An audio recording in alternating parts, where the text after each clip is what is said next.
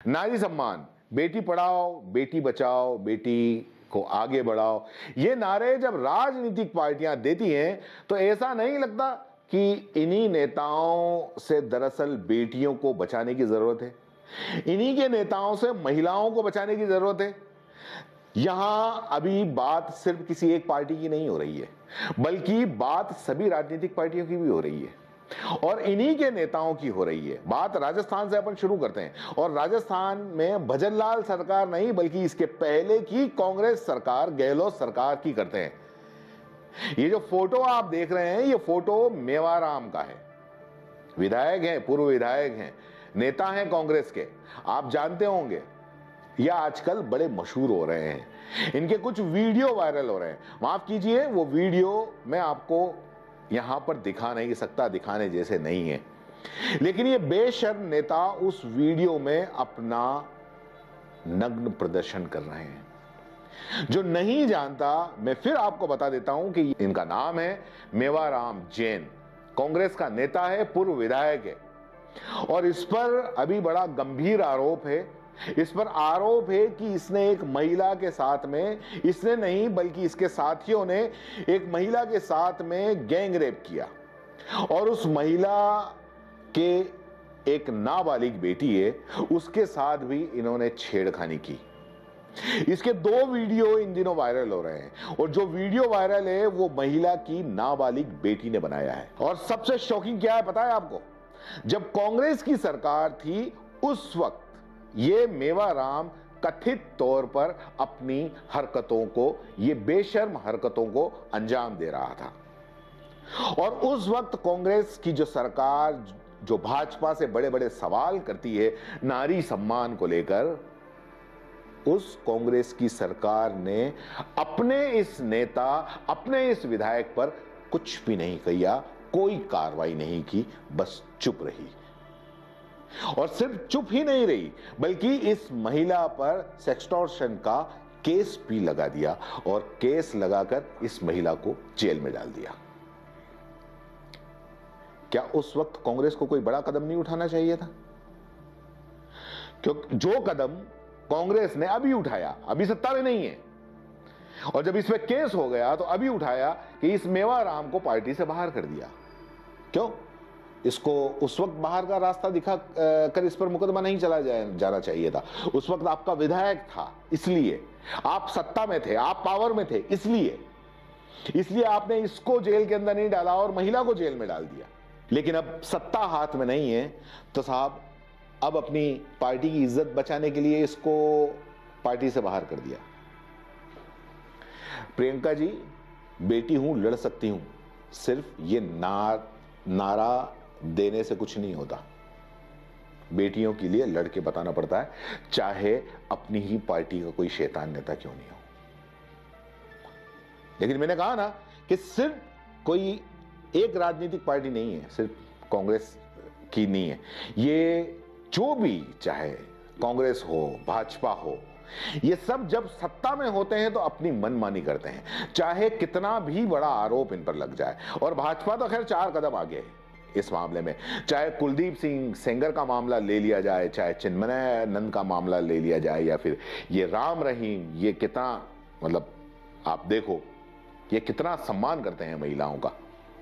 और इन मामलों से पता चलता है कि ये क्या सम्मान और क्या बेटी बचाओ और क्या बेटी पढ़ाओ।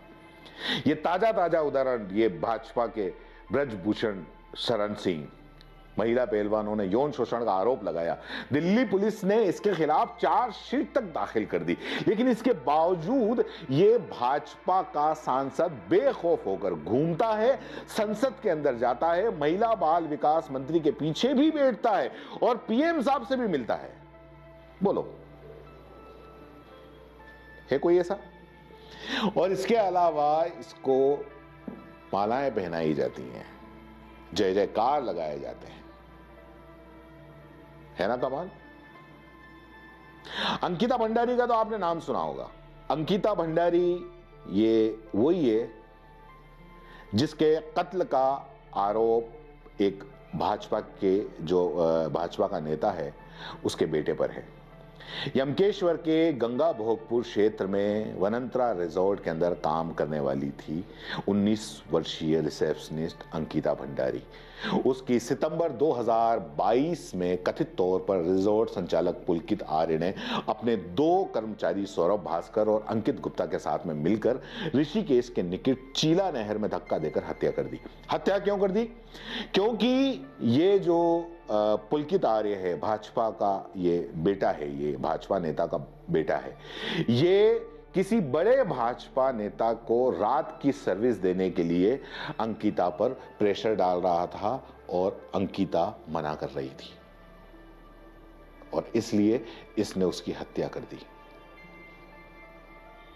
क्योंकि ये वीआईपी को एक्स्ट्रा सर्विस देने के लिए इसने मना कर दिया तो इसकी हत्या कर दी गई।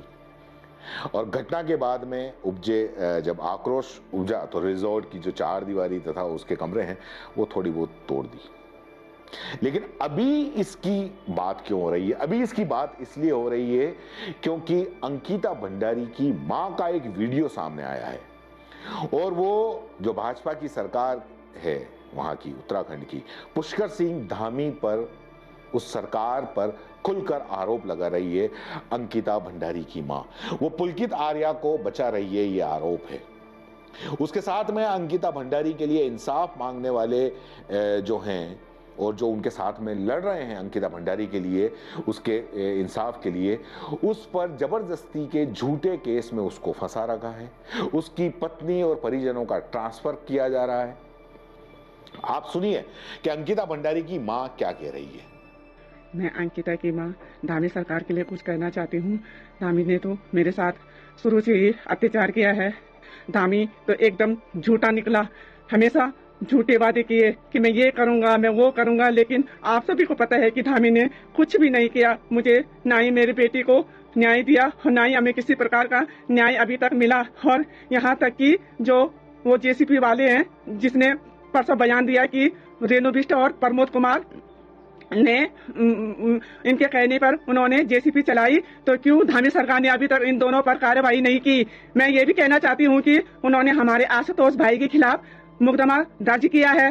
क्यों वो हमारे आशुतोष भाई के पीछे पड़े हुए हैं? एकमात्र वही तो है जो हमारी बेटी को न्याय दिलाना चाहते हैं और उन्होंने उनकी मिसिस का ट्रांसफर भी पिथौरागढ़ करने की साजिश की है। मैं धामी सरकार को चेतावनी देती हूँ कि अगर उन्होंने आशुतोष भाई का मुकदमा वापस नहीं लिया और उनकी बीबी का ट्रांसफर वो नहीं किया, ट्रांसफर की अर्जी वापस नहीं की, तो मैं यहीं पे अपने प्राण त्याग दूंगी, क्योंकि मेरे साथ 2 महीने से यहाँ बिस्तर में जिंदगी और मौत की जंग लड़ रही है। मैं पहले से परेशान हूँ।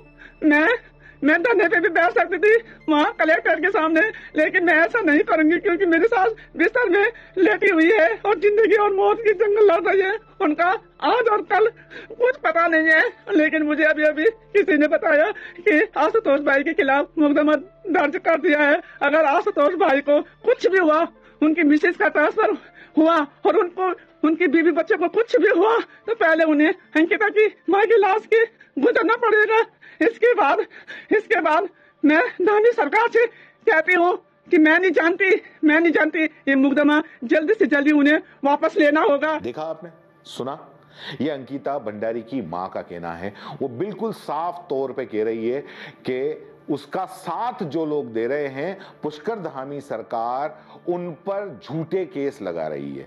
तो अब ऐसे में क्या इन नेताओं पर यह भरोसा किया जाए कि ये महिला सम्मान के लिए या जिन महिलाओं के साथ में इस तरीके का होता है, और अगर इन्हीं के नेता अगर मान लो उसमें फंसते हैं तो उसमें ये कुछ इंसाफ दिला पाएंगे? अगर आप सोच रहे हैं कि ये सारे मामले जो हैं वो मीडिया में नहीं होते हैं, तो मेन स्ट्रीम मीडिया में पहले भी बता चुका हूं कि वो गोदी मीडिया पूरी तरीके से बन चुका है। वो सिर्फ प्रायोरिटी देखकर ही सारे मुद्दे उठाते हैं। उनको महिला सम्मान से कोई लेना देना नहीं है, क्योंकि उनके आका नाराज हो जाते हैं। तो ये हकीकत है, चाहे भाजपा हो चाहे कांग्रेस हो, महिला सम्मान, बेटी बचाओ बेटी पढ़ाओ की जो हकीकत है इन सत्ताधारियों की, चाहे भाजपा हो चाहे कांग्रेस हो, यह हकीकत है। धन्यवाद। खबर पसंद आई हो तो लाइक करें, सब्सक्राइब करें और शेयर करें।